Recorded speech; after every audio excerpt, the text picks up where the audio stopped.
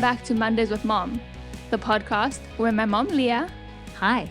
and I, Jo, dive into her stories, experiences, and the lessons she's hoping I finally take to heart.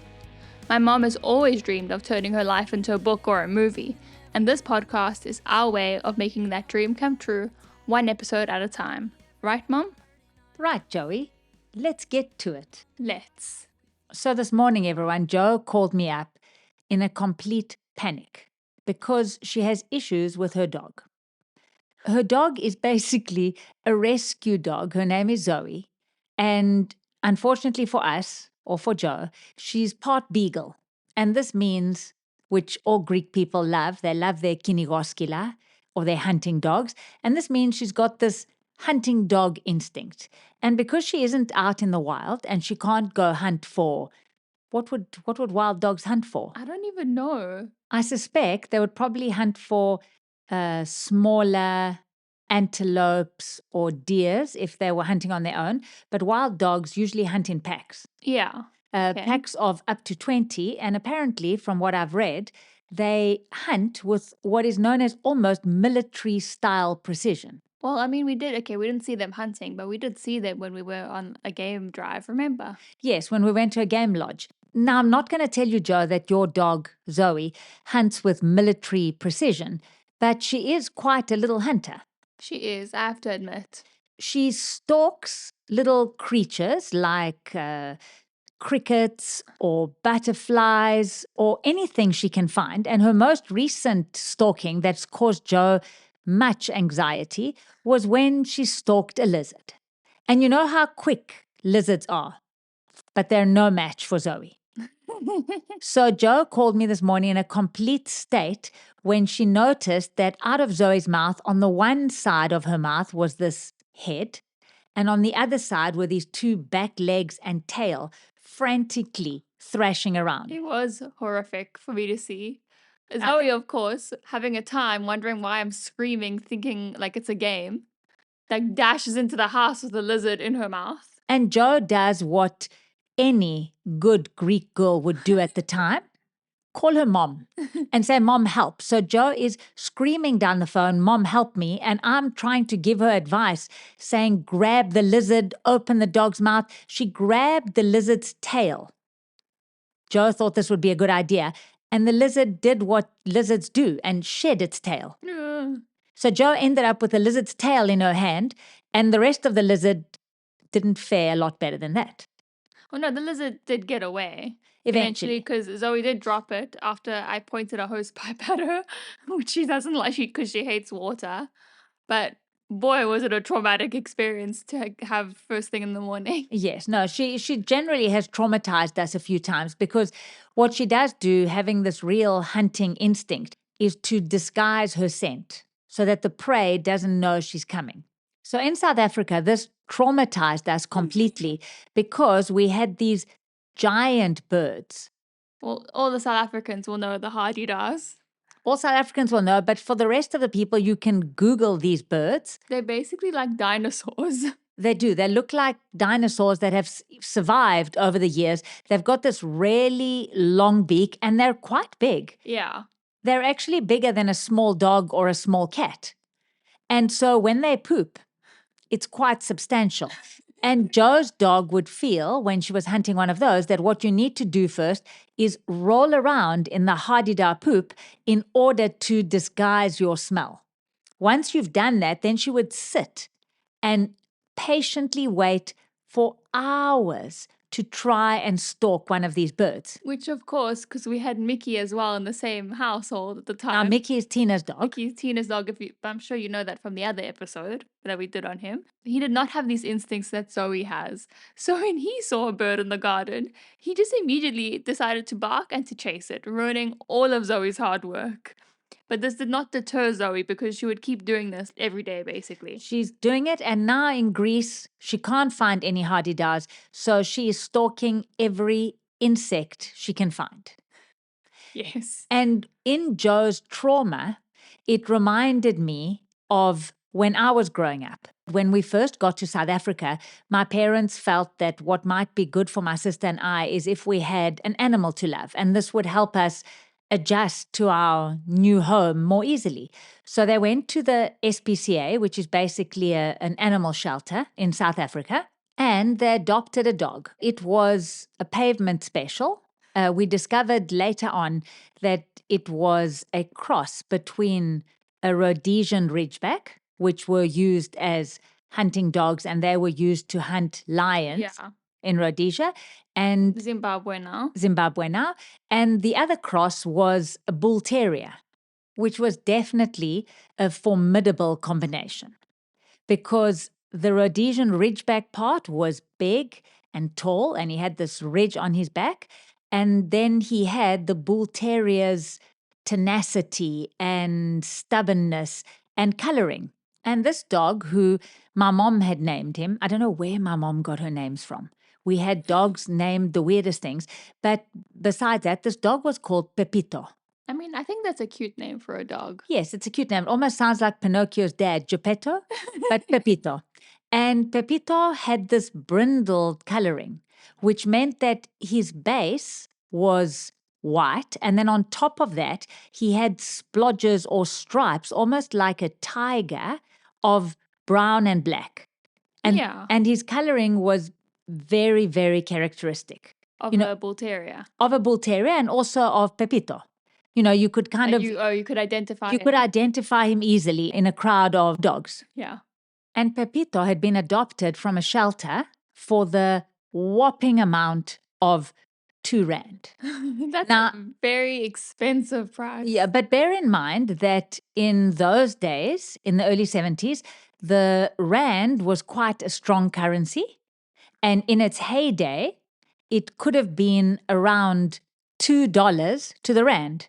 So just to put it out there in a currency that most people will know, Pepito cost us a whopping $4. It's still like quite a price, like a good discount. Quite a price, and he was a really cute dog. He was a cute, loving puppy, very loyal, quite stubborn, and we had him as an outside dog. Which is like quite an outdated thing now. I don't think. Are you telling me that I'm old? Me, never. Well, basically what this meant is that he spent most of his time outside in the garden, and at night he had a kennel to sleep in. Okay. And when we lived in South Africa in the early 70s, our house didn't need, in those days, a giant 5-foot wall with 6 wires of electric fence above it and alarm systems. Things hadn't reached that level of crime in South Africa. And so what we had is we had a regular fence, not quite the American dream of a picket fence, but a regular little wire fence. And the wire fence was probably approximately shoulder height of a normal woman.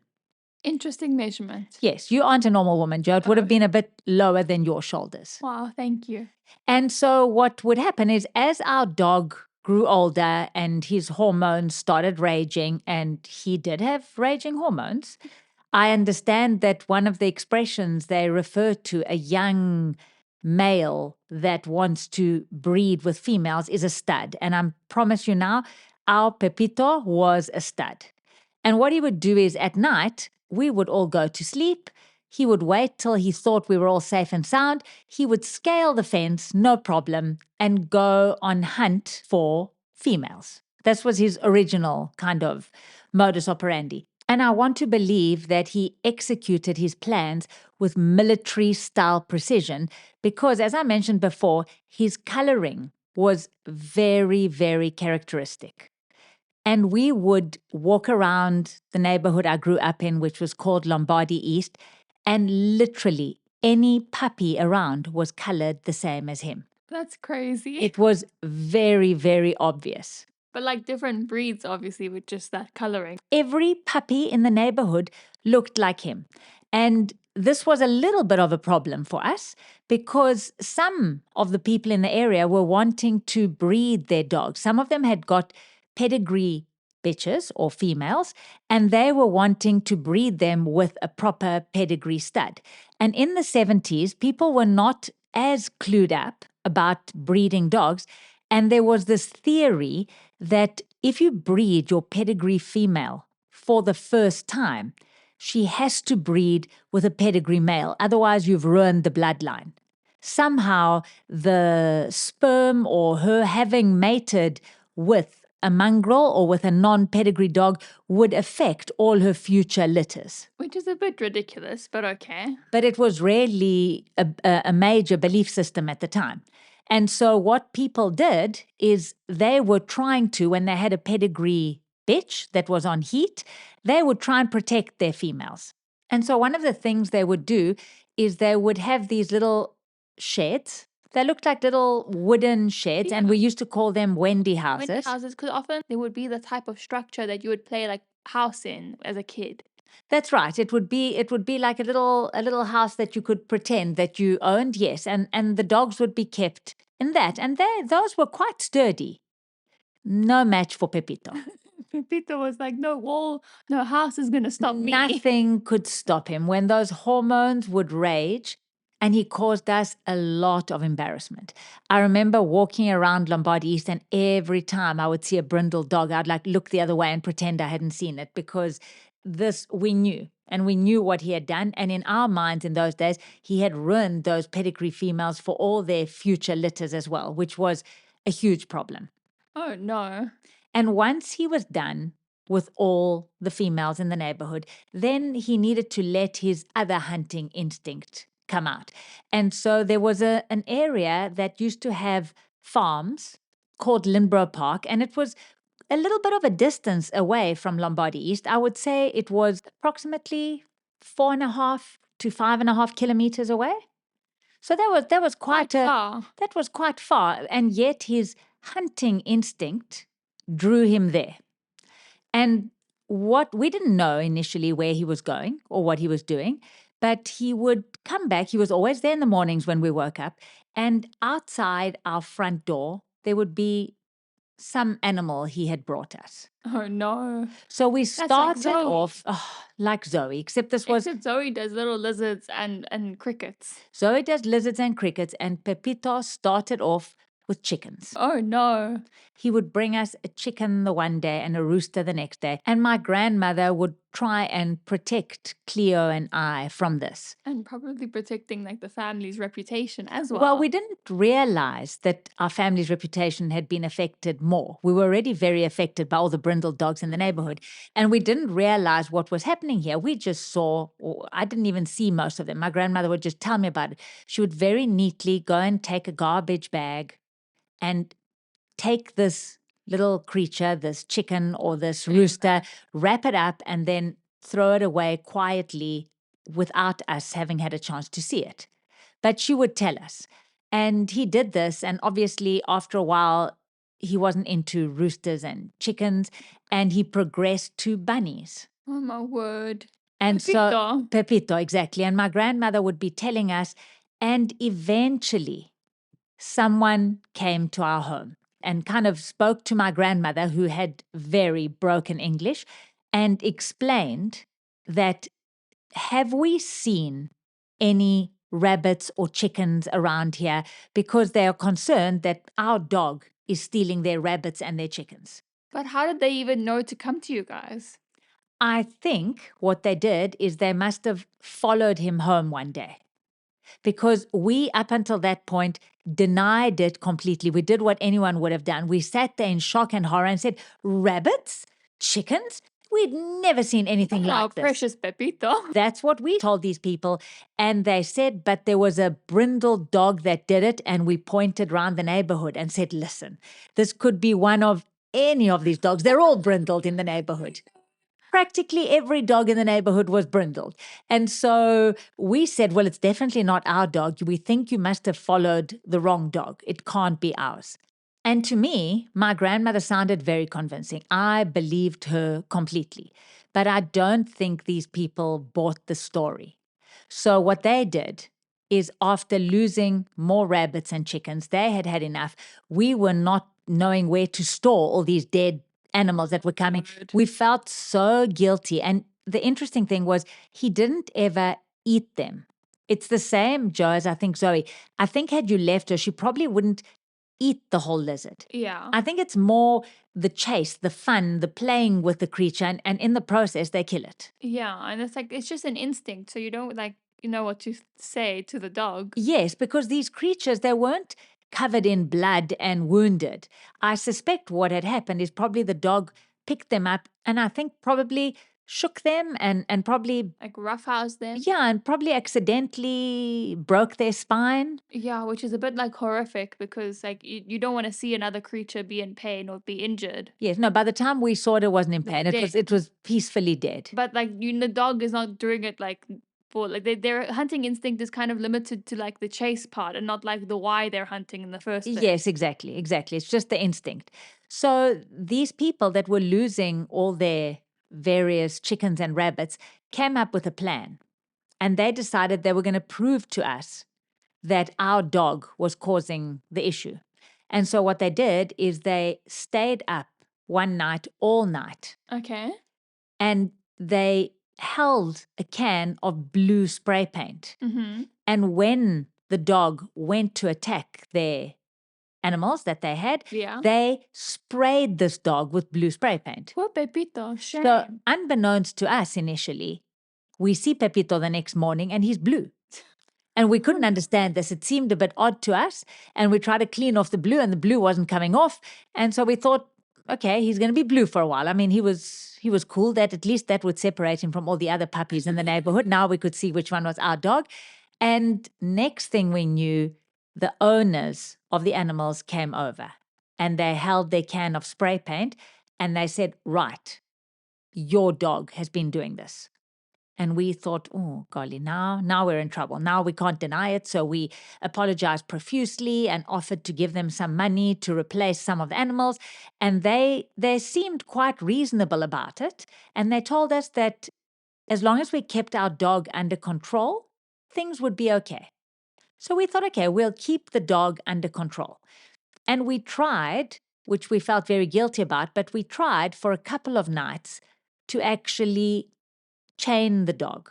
We had this very, Shame, we man. felt really bad, but we had this long chain. We thought, like, if we keep him in our property for a couple of nights, maybe he will calm down. And a couple of nights later, when we finally let him free and we thought he's probably over this now, he's not going to go those 5 kilometers. The next morning, there was no dog. Our Word, our what? dog didn't come home. Oh no. And we were petrified. We were now worried that these people, instead of a can of spray paint, had taken some kind of a gun or a knife and killed our dog because they couldn't take any more. We weren't even sure whether he had done that or not. And then the knock at the door came again. Okay. And this time, it wasn't the people, Who was it? the police. Oh my word, what? So we had the South African police at our door telling us that our dog has been arrested. The dog. The dog was arrested. And our dog is currently in jail. You're probably like thinking, oh my God, the dog's alive. We were very happy that the dog was alive. We still couldn't believe that the dog was in jail. The dog had been Jail. arrested. And even in those days, as far back as that was, Joe, there were no dog jails. That didn't exist. So they put the dog in a cell in the human jails. Word. Was he in a cell by himself? He was in a cell by himself. And they told us that we could go and pay bail pending the decision of the courts of what we should do with this dog. So we went. That's crazy. It is a bit crazy. You must just know that people didn't have anything better to do in those days. The crime wasn't obviously that bad. And so we went, and I remember going with my dad to pay bail, and my dad was livid because the bail amount was 10 Rand. Which is way more than what you paid to get That him. was 5 times more than what we paid to get him originally. Thinking about what 10 Rand must have been worth back then is crazy because now it's practically nothing. Now it is nothing. It is nothing. I don't want to convert that to dollars or euros because It's too sad. it is very sad. So I remember going to the police station with my dad, and he did pay the money, a bit begrudgingly, but he did pay the money. Okay. And the funniest thing was when they brought the dog to us. They'd obviously put on a collar and a leash, Yeah. and the dog came out of the cell with its head hanging in shame. Poor little Pepito. Poor Pepito. We felt so bad for him. You could see he knew he had done something wrong, but he didn't know what. And he was really, really happy to see us. And unfortunately, we had to begin the chaining him down again. We got the longest chains, but we had to start doing this because his court hearing hadn't even come round yet. And next thing you know, like he might be sentenced to like 5 years or something, or sent back to an SPCA. We didn't know what would happen. And so we try to keep him chained and under wraps or under lock and key, however you want to call it. But we would let him out frequently when we could watch him. And the other times we would always let him out is whenever we were going out, because he knew where we were going to. What do you mean? My parents had this routine. For example, on a Friday night, they would go to so-and-so's house in the neighborhood, other Greek people, and play cards. And then on a different night, they would go to someone else's house for dinner. And Pepito had learned this routine. So at night, when we were going out, we would let him go. He would leave and he would be waiting at the right person's house for us Wow. every single time. It was quite uncanny that Sure. he knew. And he would sit there. We knew that he wasn't going to go after chickens or anything on those nights because he would sit and keep guard outside until we would be leaving. And then what he would do is he would run back home before us because he knew the shortcuts and we were taking the car route. Yeah.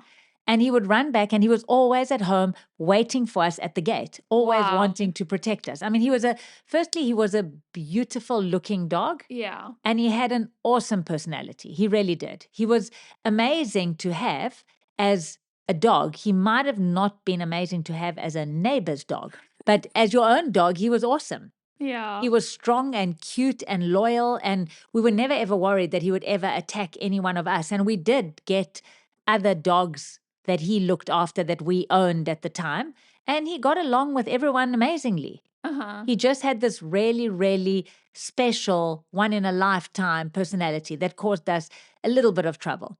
So one of the days that he was chained up, another person came to the door and said to my grandmother, "You cannot have this dog chained."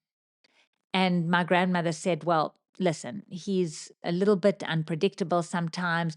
We do it." She was trying to explain that. I don't even know if she knew. Yeah, I know broken English. Can you? I'm trying to picture how she would do it. You know, Yeah. Pepito no good. Who knows? Something like that. And this woman insisted that my grandmother gets him off the leash immediately, or else she would report us to the SPCA and have us arrested for cruelty to animals. Yeah.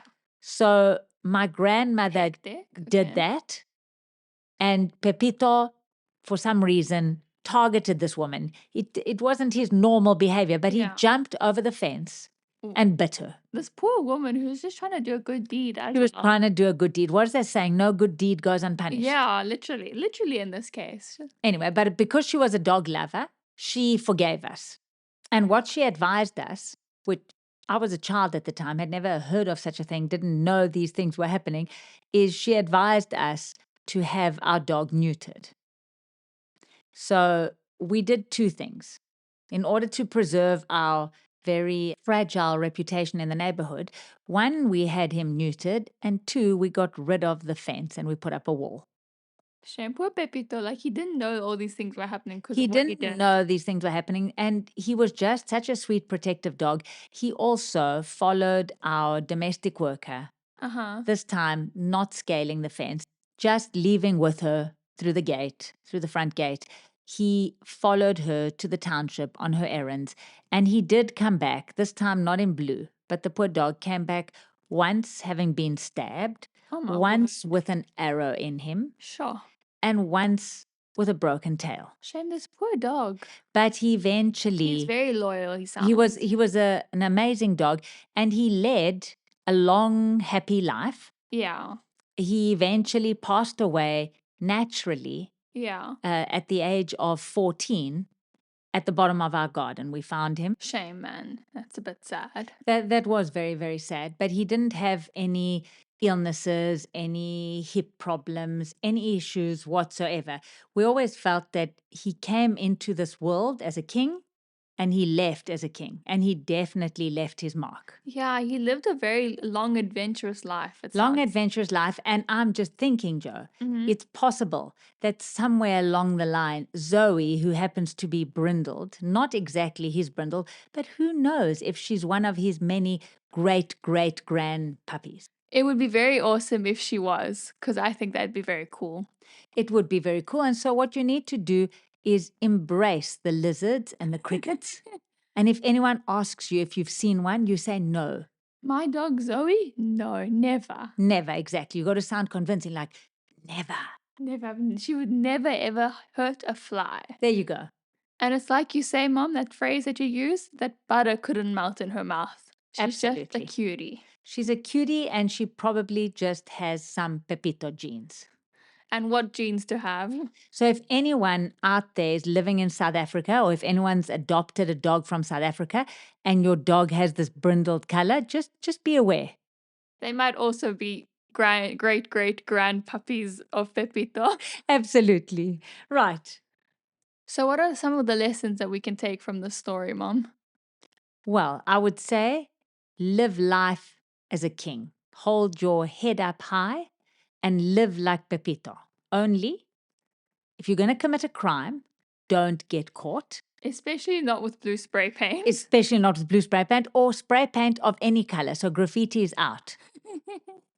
And then I would say that these days, the safe alternative is to just have your dog as an inside dog. Yeah.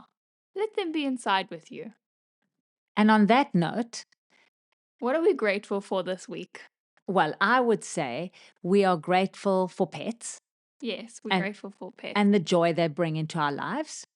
We're grateful for grandmothers and them hiding the messes that the pets make. Absolutely. We are grateful that Pepito received a suspended sentence and didn't spend time in jail long term. Yes. And I'm grateful that the lizard survived Zoe's clutches. That too. And now you can kind of feel calmer, Joe, because the lizard, compared to the story I told, is way less dramatic. Way less dramatic, more like a walk in the park. Exactly.